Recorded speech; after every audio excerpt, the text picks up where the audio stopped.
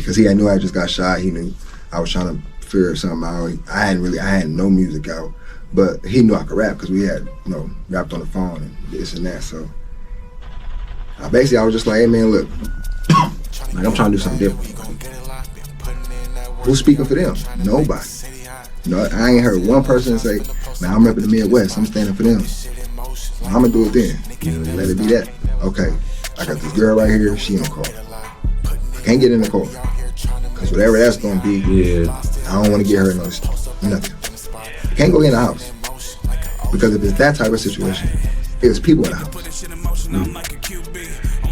Alright guys, I'm AOA, this is AOA The Shed. Today we got Blakk Qane. Oh, what's good? What's going on, y'all? Yes, sir. Appreciate you having me. Yes, sir. Thanks for stopping by. I want to give a quick shout out to our sponsor, Soundbar Studios, for giving us the setup. Shout out to them. All right, man. Take us back. What was your childhood like? Where were you? Give us all the details, both parents. I want to get to know you. All right. Well, yeah, I'm from the South Side, Fort Wayne, Indiana. I grew up over in by Village Woods. I stayed with my mom till I was about maybe like 4 or 5, and then I started living with my grandparents. My pops, he was around, and then he started getting, you know, he was in and out of prison. But I mean, for the most part though, my grandparents raised me for the most part though. But were you into? What was your extra activities? What were you into growing up? What was the younger you like? I mean, I was in sports. I went to Bishop Lewis High School, won a couple state championships with Jalen Smith. Damn! I was on the team with him, so that was cool.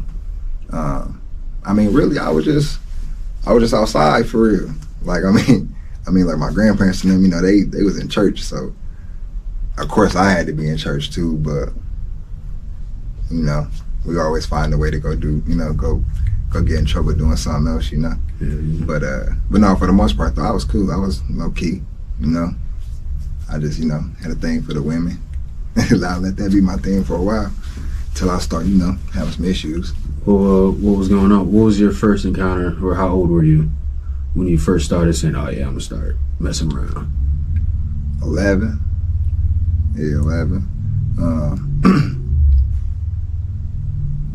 I was tripping. I was tripping. Was the girl older? Yeah. But you know what I mean? Hey, nah. Yeah. She wasn't tripping. It was crazy though. Okay. Yeah. So then when did you said you stopped doing that when you ran into some issues? What issues are you talking about? A little legal. Yeah, a little legal. So I had to take care of that for about a year and a half. Then I ended up moving to Atlanta. And I was down there for about 2.5 years. Just trying to, you know, start fresh, do something different. That's when I got into the music. In 2015, I had a homie down there. And one day he was just like, man, you know, I'm finna rap. Like, you know, I'm thinking he playing. But like after about a week, he come back with like 4 songs. Like, hey man, look, I'm finna go to the studio with you. So I'm like, all right, well, I'll do it with you. So I found the studio. We was at a soul asylum in ATL. Shout out to Raphael Capone, real good guy. We used to get up like 4:30 in the morning. They had early bird sessions, 4 hours from 5 to 9. So we used to go and be there super early, work out a little bit, and then just try to, you know, put some songs together. And then after a while, he was married at the time, so, you know, life for him really started kicking in. So he like, well, man, I can't really do this for real. So he tried to get me to do it by myself, but I'm like, I was on some whole other, you know, I was only doing it because you was doing it. Like, I'm doing it to help you for real. So I ended up coming back here, like in the fall of 2015, and I had a couple homies that I knew here that was doing the music a little bit, so I tried to link up with them, and we had, you know, it was cool. You know, I learned a little bit, but it didn't really materialize into anything. So then I started moving on my own around like 2018. I ended up getting shot though, and the situation I had going on at the time wasn't really ideal moving forward. So I really didn't know what to do at the time as far as making music, putting it out, learning how to put it out the right way, learning how to, market, like really set up like a marketing. It was like the whole, like I was trying to jump into it as a career, but the situation I was in at the time wasn't for that at all. But I had been having phone conversations with my business partner now, Pierre Givens, South of Heaven Entertainment, down in Dallas, Texas. He originally from St. Louis though. Shout out to the Loop. But me and him had a phone conversation, like for like a year, we was going through a mutual person. And the conversations just wasn't making sense for a long time. So me and him actually had a conversation like early one morning. Like he had sent me a message and I sent him one back and we just got on the phone. And we was on the phone for like a good 4 or 5 hours, really just trying to get an understanding of what the whole last year and a half was about. Mm-hmm. And because he knew I just got shot, he knew I was trying to figure something out. I had no music out. But he knew I could rap because we had, rapped on the phone and this and that. So I was just like, hey man, look, like I'm trying to do something different. Like, can you help me? Plain and simple. Like, can you help me? He was like, yeah, I can help you, but what you trying to do for real? I'm like, can I come down there with you? Everything we was talking about on the phone, I'm with it. But I need to come down there in order to really do it. And he was like, come on. Didn't tax me nothing, didn't ask me for nothing, didn't put me in no bad situation while I was there, never made me feel like I owed him anything. He was really on some, do you want to do music? This is what you want to do? I'm going to give you everything I got. And if it worked, you take it and run with it. And we're hearing that. Hell yeah. Yeah, so shout out to him. Hell yeah, shout out to him for real. Where was this? This was in Dallas, Texas. Okay. But when we first started communicating, he was in St. Louis. Okay. And I was here in Fort Wayne. And he had everything set up for me to go to St. Louis. But I think it was, a divine plan for me and him to be in Texas, away from the Midwest, for us to really lock in with each other, though, to build a foundation for what moving forward, what me and him trying to build, which is really like just like a Midwest coalition, like the South already did it, the East Coast already did it, the West Coast did it. They talk about the Midwest, they talk about Chicago and Detroit. Mm-hmm. Well, we got everybody else. Like, who's speaking for them? Nobody. No, I ain't heard one person say, man, I'm repping the Midwest, I'm standing for them. Well, I'm gonna do it then. Yeah. Let it be that. Let's talk about a little bit of culture from the Midwest going to Atlanta. Let's take it back to where you said you wanted to reinvent yourself going in Atlanta. Why did you choose Atlanta specifically? And then what was the reason for coming back that you said, I can come back to Fort Wayne? No, I had family down there. Okay. So it was really my grandparents, they was getting ready to move down there. Okay. So, and my auntie, she was more so like, well, just try it. You ain't even got to stay. But just, like, you just got out of jail, you just got shot last year, like, I mean, you just need to just do something different. But you were shot before? No, I was shot in 2018. Okay. But she was like, this was in, I had just got out of jail, this was in 2013, like August. And she was like, yeah, you need to just come down here, just do something, just start fresh. So I ended up going down there. And, she had a friend she was dealing with who he was going to school at ITT Tech for electrical engineering. I give it a shot. You know what I mean? That's when I met my homie Tyrone who rap. Mm-hmm. Like first day though, like that's crazy. Yeah, it's really crazy how it all played out for real. Cause I ain't even end up staying in, like I only did like 3 semesters, but me and him was still cool after the school situation. Like I end up having a little situation that I ain't really had nowhere to stay for a minute. He let me stay with him. You know what I mean? Like, hey, come up, you can stay here. We ain't tripping. Whenever you figure something out, just do your thing. So I appreciate him for that too, because me being at his house is how, hey, look, I'm finna start doing music. All right, well, I'm finna do it too. I don't think it would have happened, because we had already knew each other for like a year. And like it never got talked about like, let's do this. So for me to be in that situation, not having nothing going on, literally like, what I'm finna do, like, and then for him to throw that on the table, I just took it as like a new life, like a new challenge. Like, all right, well if I can't do this, then I don't know what's going on. So I gotta make this work. You know what I mean? And I just been pushing ever since, for real.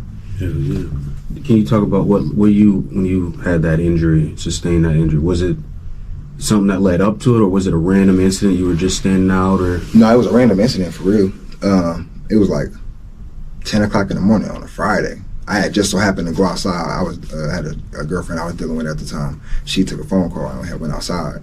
So we was ready to leave, and I had just so happened to go outside and go down the stairs, and a car bent the corner, and I seen who it was, but they kept on going. So I'm standing at the back of her trunk, just waiting to see what she finna do. I get a call. My dad called me, so I'm talking to him, but I see the car come back up the street. So I'm trying to figure out what's going on for real. I'm kind of already, knowing what's, I'm probably already knowing what it is, but. You just didn't think it was for you? No, not necessarily that. Okay. I'm thinking, okay, I got this girl right here, she in the car. I can't get in the car, because whatever that's going to be, yeah, I don't want to get her nothing. I can't go in the house, because if it's that type of situation, it's people in the house. I ain't finna take off running. Let me just see how I play out. But this whole time I'm on the phone with my dad though.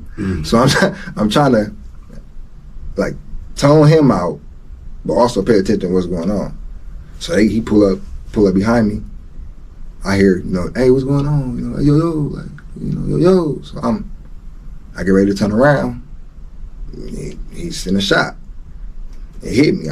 Oh shit. So I duck. He's saying like 4 or 5 more. So I dive in the car. Tell her to pull off. She pull off. We try to get to the hospital. I called them halfway. They come pick me up, and it was cool though. It was, in and out situation. My fault, in and out situation. So like, it wasn't nothing major as far as life or death. But yeah, it was a crazy situation though. How was your father reacting when he heard this? Obviously, he's on the phone. What was his reaction? He didn't even know, because soon as because right before it happened, I told him I was gonna call him back, but I never hung up the phone. So we heard some commotion, but he didn't know what was going on. So about 4 hours later, when I actually talked to him and told him what was going on, he was more so like, he was more so in shock. Like I really don't think he believed it for real. But until he knew it was for real. But I don't think he didn't believe it for at first. What would you believe it though? Like, not if I just heard like you thinking a little argument. We were just talking on like you just hear verbiage in the background when it's about to hang up. You're like, oh, he's probably talking to a friend or something. Yeah, it was crazy. What has changed for you personally in your life? Do you just go home all day? Do you work? Like, what's changed for you since this incident? Well, like the last 2 years, I've been working, just trying to fund this career I got. I just had a son a couple months ago, my first son. Congratulations. I appreciate it. So really, I'm just focused on pushing a positive situation for real. You know what I mean? Like, I didn't did everything else. Like literally, I feel like I didn't live the life, and I say it was ended the day I got shot. Like any other outside type of stuff. I'm talking about any negative mentality I had, any ill mentality towards my nature, any like just negativity in general. Not for people, just me internally, like just what I had going on. I feel like that day it more so put me in a position like, hey man, just do something else. Like do something else. And it was hard. It was hard. Like to start from never writing a song to then try to turn it into a career that people respect and actually want to help you push forward. That's hard to do, man. It really is. But when you got drive to do it, it's fun. It make it interesting. It make you hungry for it, because to see the reaction, to see the satisfaction in myself when I hear it in the mirror and I get to smiling like, yeah, I did that. Like it just make you want to build on it, you know. So it's cool. I'm thankful for it. Hell yeah. I'm definitely thankful for it, for sure. Now let's talk about the music scene here in Fort Wayne.